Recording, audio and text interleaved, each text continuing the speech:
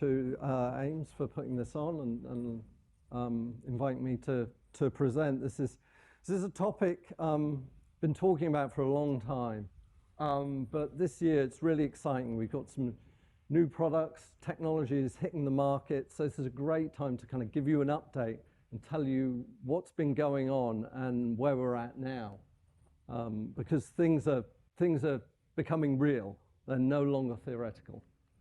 So I'm going to talk a little bit about next generation audio, briefly introduce the concept, and then talk about what IP does for us, introduce the concept of ADM and serialized ADM, and then this SMPTE 2110-41, which is an IP way, a standardized way of carrying metadata, and specifically in this case it's audio metadata. And I'm going to talk about some case studies, some exciting developments of real deployments of this stuff. Okay, so the problems in broadcast audio. A lot of these are going to be kind of familiar to you. They've been around a long time. Unfortunately, they're still with us today. I mean, intelligibility problems, dialogue intelligibility. There have been recent studies showing that a very high proportion of people are suffering from that. And if you've got older, parents, in-laws, and you're installing sound bars for them and everything, you'll kind of know that this is a sticky problem, a really hard one, and people are looking for solutions to this stuff, but what's in the market is kind of spotty, it's inconsistent.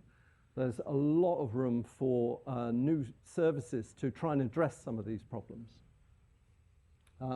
Headphone experience, we've still got stereo. We've had that for years and years, but there is something better, a binaural that could be delivered which would give a more immersive headphone experience, but this is not possible with the pipes that we have today. Okay, so next generation audio, this concept has been around for about 10 years. But it's supposed to address some of this stuff, and it's not one thing. It's kind of like a bucket of features, or an umbrella, if you like, of different features covering these areas, offering more personalized audio, more accessible audio, and more immersive. And we've got some of that today with Dolby Atmos. That's widely available. That's giving you immersive. So some of this has come to reality, but certainly in the personalized and accessible areas, there's a lot of scope for improvement in broadcast services today. So in terms of core technology, you think about audio, I've kind of categorizing it into these different lanes here. And this all kind of really needs to progress together. So at the moment, in terms of the production format, the move is from 514, an immersive format, to moving to M&E+D, where you're separating out the audio elements.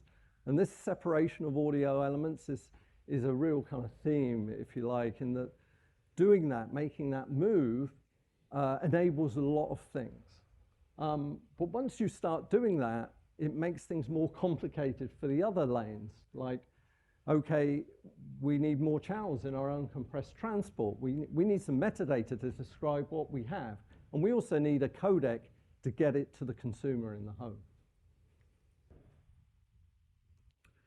So with a lot of this stuff with legacy, I mean, a lot of it was talked about, and ways to do it in legacy was kind of discussed, but really it's only been with IP that this dream of next generation audio really has a chance of being a reality. And the reason is because we haven't had enough channels, and we haven't had a metadata system that really worked widely across a large number of systems. So with the channel count problem, we kind of, back in, what was it, 2007, I think, something like that, with 3G SDI, we kind of, we missed an opportunity. That gave 32 channels, the standard, but nobody implemented the 32 channels, and really, because nobody wanted it then, at that point, it was thought 16 was plenty for anyone, and now we're stuck with it, and it's unrealistic that SDI will ever move beyond 16. So, but with IP, really, we almost have a kind of unlimited number of channels. I mean, we have 64 per stream, but with NMOS, can associate multiple channels together. So really, we've got a limit that's effectively unlimited for all practical purposes. So how would we kind of use those channels, and why is 16, well, not enough? Well, these are just some examples of some services. You can see once you talk about 514, which is the standard production format in live for immersive, that's your 10 channels. Often people want to send legacy services along for redundancy as well, so that eats up channels. You've got the language services. Take an example like Eurosport for the Olympics, they delivered in 19 languages simultaneously. So I know NBC, for example, they have issues where they want to transmit, due to rights reasons, multiple copies of music because they can't transmit certain types of music to certain markets, and so they want to double up on the content. So that eats up channels. So we're really looking way beyond 16. I think 32 is really the next obvious limit to go to, at least for studio facilities today. So ADM, what's that? Well, it's been with us for a long time, and actually Dolby has been using this description of audio inside the Atmos system. If you master a Dolby Atmos master file, you create it and then save it as a WAV file, broadcast WAV file, that has ADM XML description in it. And that's been there for quite some time. So this is a mature technology. It's been used in post-production. What we're looking at is using it inside live and linear services to describe what we have in terms of languages or channels and so on.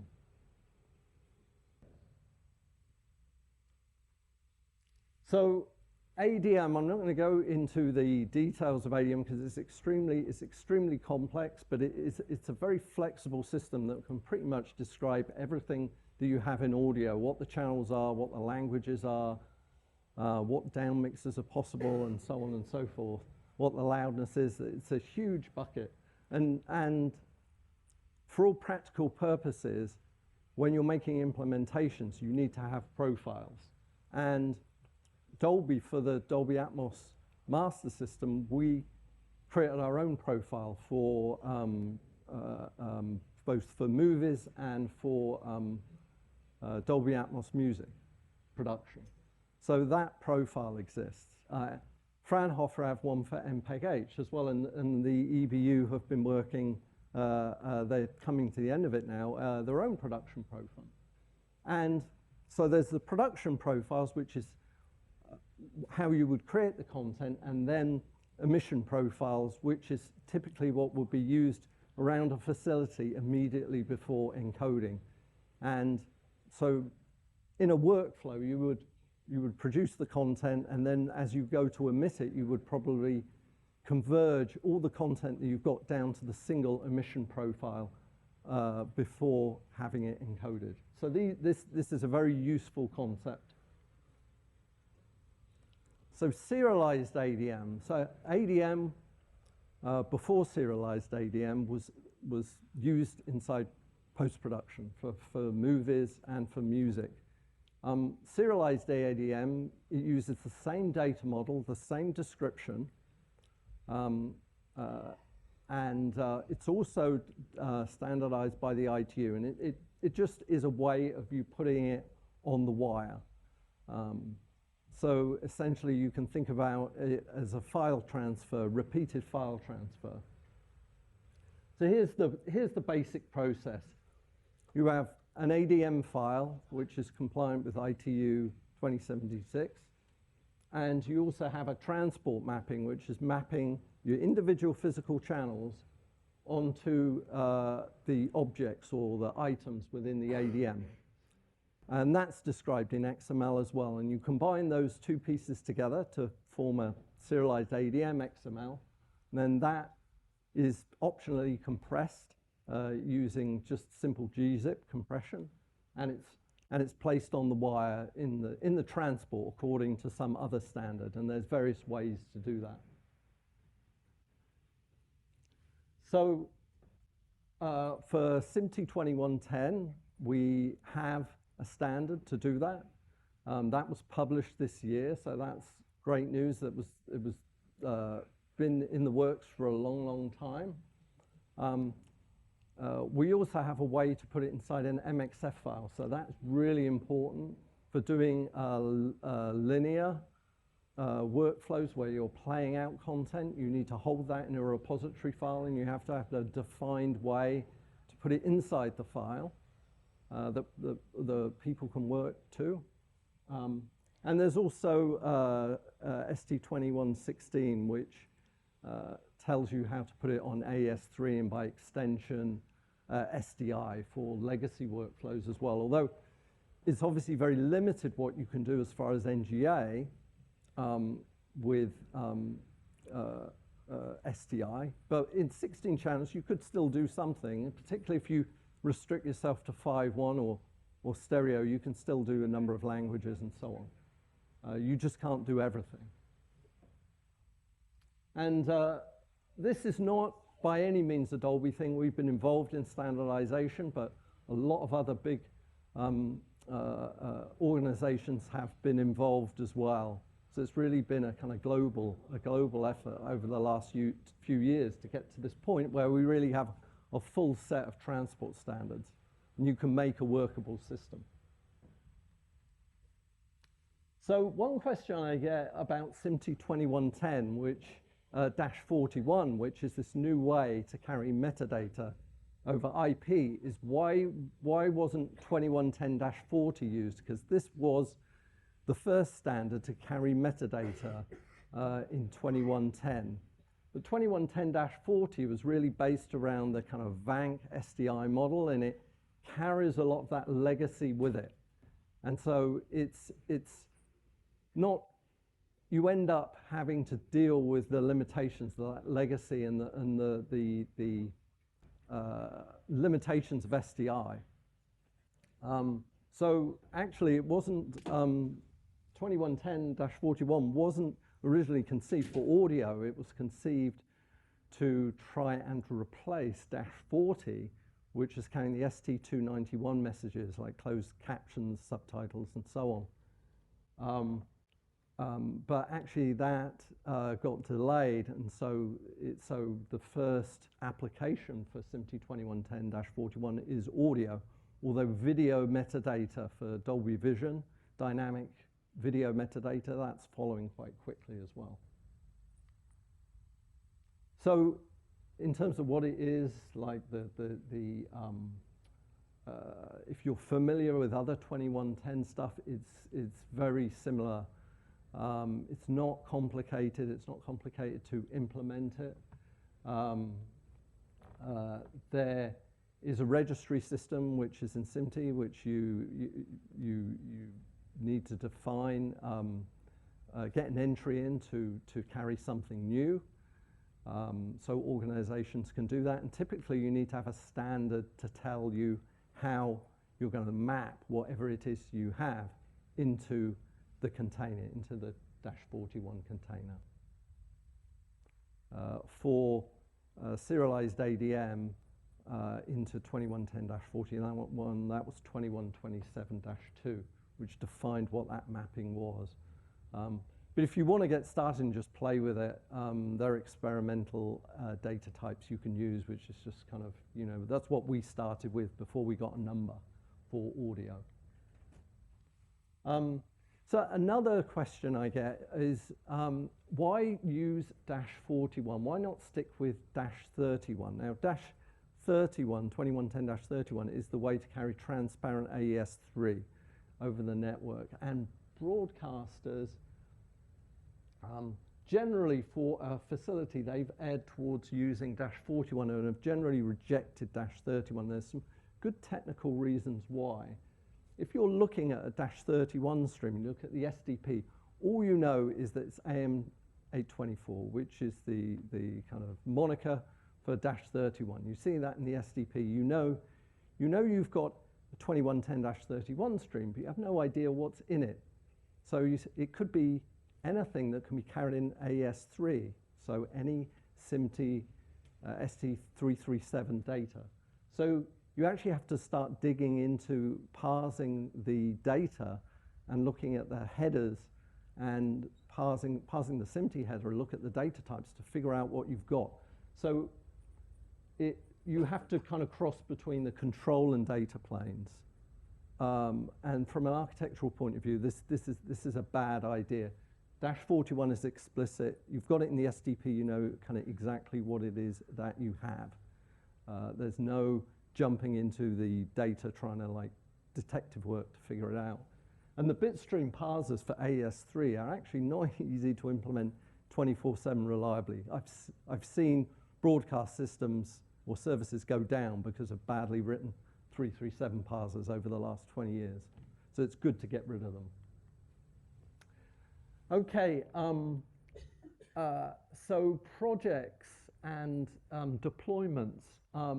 So yeah, I mentioned this year is really exciting because we've got a couple of deployments that we can talk about. And the first one, France Television, for the Paris Olympics. During the event, they used serialized ADM and SMPTE 21-41 to signal the audio that they had, configuration switching, so switching between Dolby Atmos, 5.1 and stereo. I'll show you that workflow in a bit. And then Canal, that's in the planning stages at the moment, but they were, Pierre from Malia, from Canal Plus was gracious enough to let me give you a sneak peek of their workflow. So this is workflow for the Olympics over the summer in France Television. And the interesting things here for me, you've got along the bottom, you've got the delivery from OBS, the 4K kind of live feed. And there's a Younger audio expressor device which is doing the authoring and the metadata.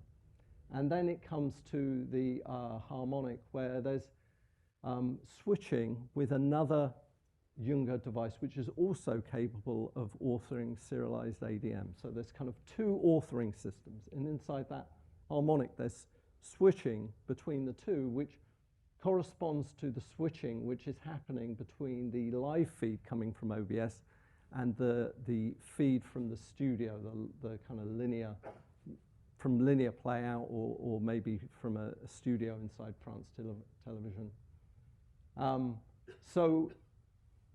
And then the encoder, the ATEM Titan Live, which is receiving that, it's seeing these streams switch over, which is all being kind of orchestrated by the automation system, which is then signaling to the Youngers what the configurations are and what to pick. And so this is the kind of method that they've used in order to get that kind of configuration switching and have the ATEM be able to receive 5.1.4 audio, but also receive the description telling it, okay, yes, this is what you've got. And it could then switch to 5.1 and so on. This is like a first iteration, I think, based on kind of what limited products they had available at that time. But it worked very reliably. I talked to a number of people involved with the Olympics, and it all went very smoothly. Now, Canal, they are also doing configuration switching as well, but they're taking more of an advanced approach, kind of perhaps more what you would expect, which is where they have repository files, MXF files, authored with both the audio and the serialized ADM in it, according to 2127, SMPTE 2127. And those are being played out with a playout server, and then the streams are switched and then fed to a live encoder. So this kind of eliminates the need to have but two live authoring devices, which you're kind of switching between the two, because the content, the metadata can come from the file and it's just played out in the same way that the audio is. Another interesting thing here is they're also supporting video metadata in 2110-41 as well. That hasn't been standardized yet. There's a SMPTE RDD that's being worked on for that, but they're moving ahead with that. So dynamic video metadata inside 2110-41 as well as the serialized ADM for the audio. Okay. So yeah, a year ago or so, we didn't really have any products. It was all, we were working with proof of concept stuff, which I had created and some other folks, you know, to prove out the concepts. But it's very different now. We have the beginnings of an ecosystem, a number of manufacturers here who have delivered equipment that was used for the Paris Olympics, or are working with one of the other broadcasters that is looking at using this system. So this is really important, because I think with any ecosystem, getting it off the ground, getting it sustainable, what's key is having a business case for producing something. And there's always the kind of chicken and egg problem that you have in this kind of situation, getting everything off the ground when products don't exist. But we've kind of got beyond that point now, where we have this kind of small ecosystem of manufacturers that are building to the specifications. And these are all based mostly around SMPTE 2110-41.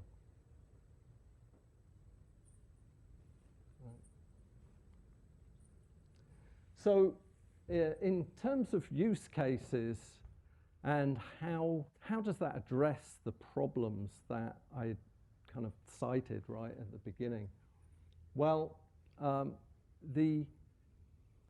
we're not doing everything that's kind of possible with serialized ADM. There's kind of a fixed model of this M&E plus D, which is you send a music and effects bed in either, it could be stereo, but it's usually 5.1 or 5.14, and a number of dialogue tracks. There's that kind of model which people are using, which simplifies the kind of whole universe of all the things that you could do, but providing real value to the consumers. Because you think, okay, well, if I've got a bed and I've got a number of different dialogue mono tracks, I can do multi-language, I can do dialogue enhancement, I can do audio description, and so on. So you get a lot of value with not overwhelming complexity. And then the idea is that in the future, once we've got that kind of nail, then we can start thinking about trying to do lots more, enabling, you know, more of the things that's possible once you have this audio metadata kind of end-to-end chain throughout facility.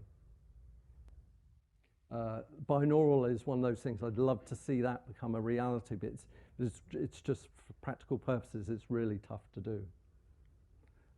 This is a really interesting use case. This came with talking with friends at SRF, and is how to get multi-language across a fixed pipe. And if you think about it, doing it the obvious way, you do like 5.1, and you'd send with 3 languages, you send 3 5.1s. Okay, well that's 18 channels. So you're over your 16 channel limit, which is a common one with contribution links.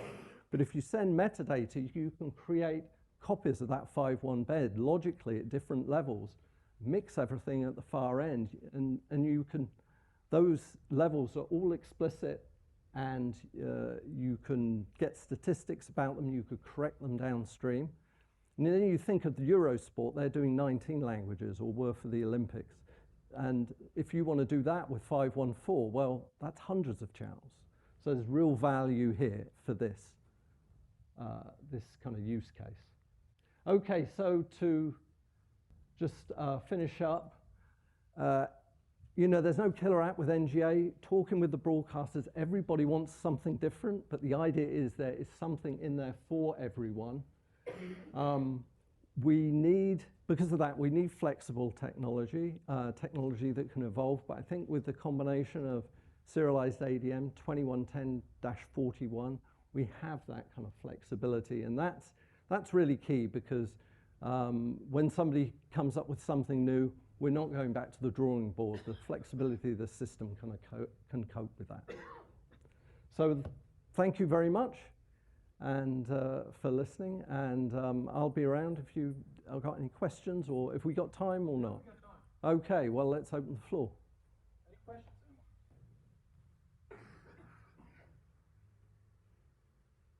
I have one. Is this expected one day to reach the consumer space? So could I have a remote finally for my TV with dialogue, music, and effect volume control? Yeah, I mean, like with AC4, which is the emission codec, you've got to use an emission codec, an NGA emission codec like AC4 or MPEG-H. But these NGA codecs have the capability to deliver multiple presentations to the user. So if in your stream that goes to the consumer device, you can have a bed plus your individual dialogue tracks, that allows at the receiver end to switch between those two. Now you may think, oh, well, VOD, you know, you just ask for a new stream, but what we've heard from some people is that the rebuffering of trying to acquire the new stream, that in some cases that can be a problem. So they actually prefer the receiver switching just to give that quick instant where the receiver already has exactly what it needs. You can see where maybe with dialogue enhancement that would be nice as well. You know, trying different levels to see which level you like, and so on. So yeah, the key thing is, yes, for broadcast systems, particularly like satellite terrestrial, you have to have AC4 or an NGA codec. You could do some of this with a streaming network. You could use a legacy codec, but then you're stream switching between the two, because each time the user wants to select something different, then you have to reacquire a new stream and send the new combination. But what mostly I've been talking about here are the changes that need to happen in production and throughout a facility, not the distribution, which is a whole different thing.